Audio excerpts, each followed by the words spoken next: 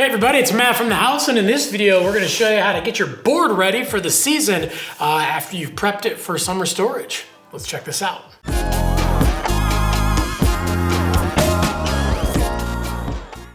All right, one of the happiest times of the year. It's time to get your board ready for riding. We had to put this thing away and just wait for those hot summer months to end. And now it's that fun time of the year where we get to get it out and get it all ready to go. So if you haven't checked out our other video on the summer prep for your snowboard video, we'll leave a link in the description down below, as well as links to all the other videos about waxing your board and all that stuff too. But in general, if you did do the summer prep, you basically got your board cleaned up, and then you put wax on the base, but we didn't scrape it, just to make sure that base was nice and protected. So basically what we're gonna do is we're just gonna continue the process now. So the nice thing is we don't have to wax the board. As you can see, it already has that wax on the bottom of it, and we left it, we didn't scrape it like I said. And it's basically just been protecting the board throughout the summer months. So first thing that we're gonna do is we're gonna scrape this board and get it ready to go. So grab your scraper and go to town.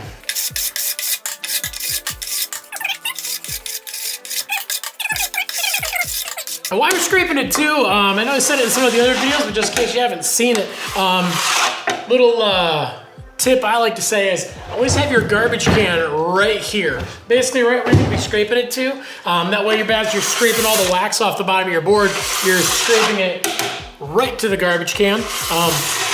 I always too, as I'm scraping, you'll notice I give it a couple little taps on the tip of the board, just to knock some of the excess wax off there to make sure that it's not building up on your scraper, making it a little harder to scrape your board.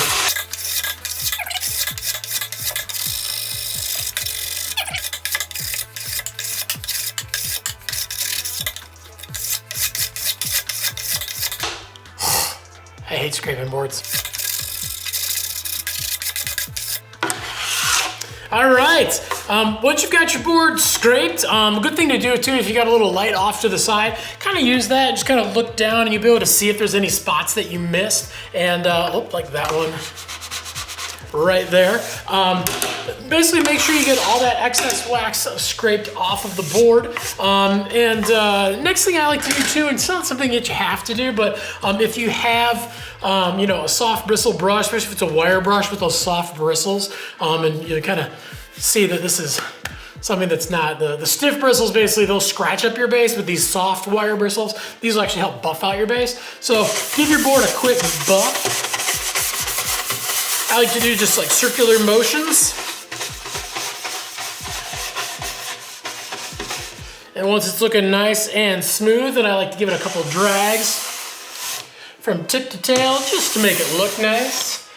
Again, this isn't something that you absolutely have to do. The other thing you can do too is you can always use a cork as well. Then basically just to help buff the base and just make sure that it's, you know, even extra smooth. So we've essentially scraped all of that wax off the top of the board, and there might be a little bit of a film on there. We just want to even that out there, and then make sure, you know, we basically get as much of that wax off as possible and make sure that it's as smooth as possible. And if you've got wax on your edges, you can use your scraper. Sometimes the scrapers have those little things on there for scraping wax off the edges. You can if you want.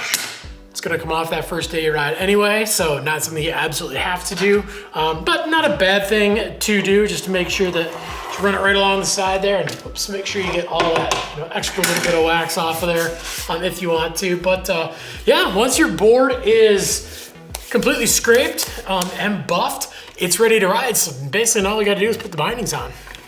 Okay, when you flip your board over, you might have a little bit of that wax residue up on the nose and tail of your board.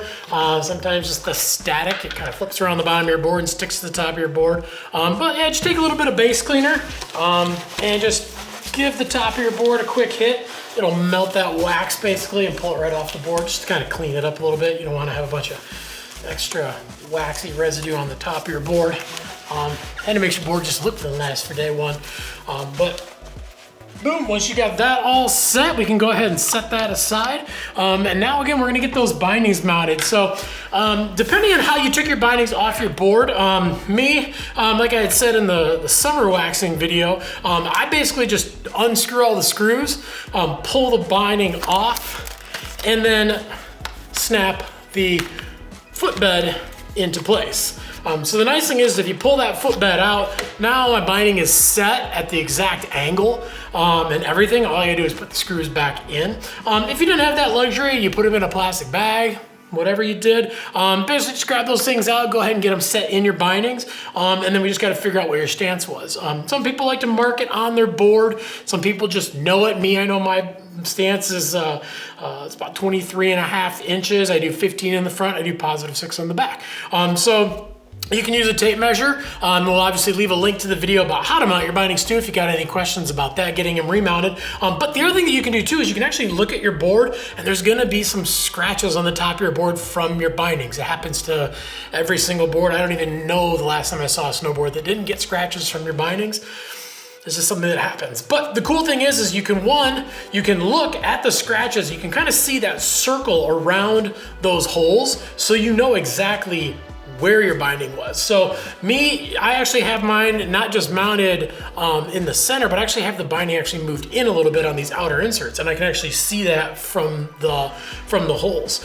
Then the other thing that's nice too is that if you're not sure what your angle was, a lot of times you'll see those little scratches on the outside of your bindings that match up with the shape of your binding, and you can actually use that to kind of get your binding set. So if you weren't 100% sure what your angle was, a lot of times you can just, like a puzzle, just kind of line that up on the nose, line it up on the tail a little bit, and then go ahead and set your disc in and put your hardware in. And it's a great way to be able to get those bindings set exactly where they were before without actually having to have a tape measure or having to know exactly what your stance is. So, but once you get those things set, basically gonna go ahead and get those screws going. Start one. Start the next one. They'll all go in nice and easily by themselves. You don't have to force them in. If you do, if they're not going in, just kind of move your binding around a little bit until they do go in. And then once you get all of your screws in there and in the inserts and they're kind of tight with your fingertips, then from there, go ahead and tighten them up with your hand. So make sure you get those things nice and snug.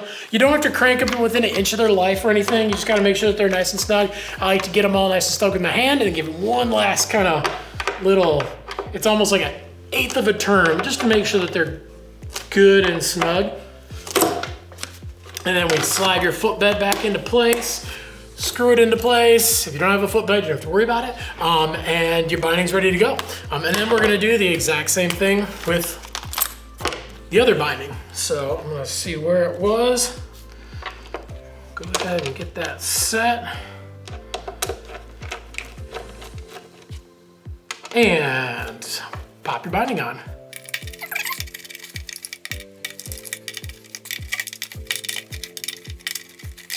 All right.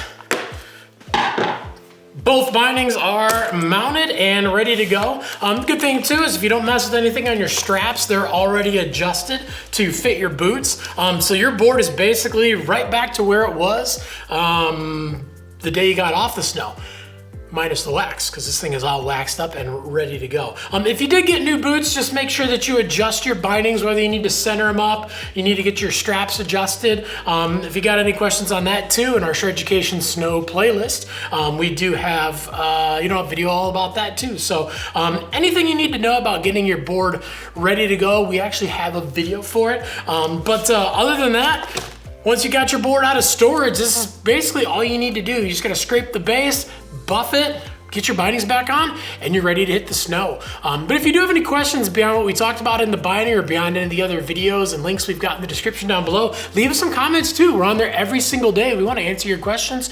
You know, we obviously want to make sure we get you in some rad gear, but we also want to make sure that you can use it and use it for a long time if it'll last you. It's going to perform the best way too. But also make sure to like, subscribe, and definitely get that notification bell on too so you can find out when all the new videos drop. And yeah, hopefully the snow is falling in your area. If it's not, hopefully it's falling soon so you can get out and ride, because any day of riding is a good day of riding.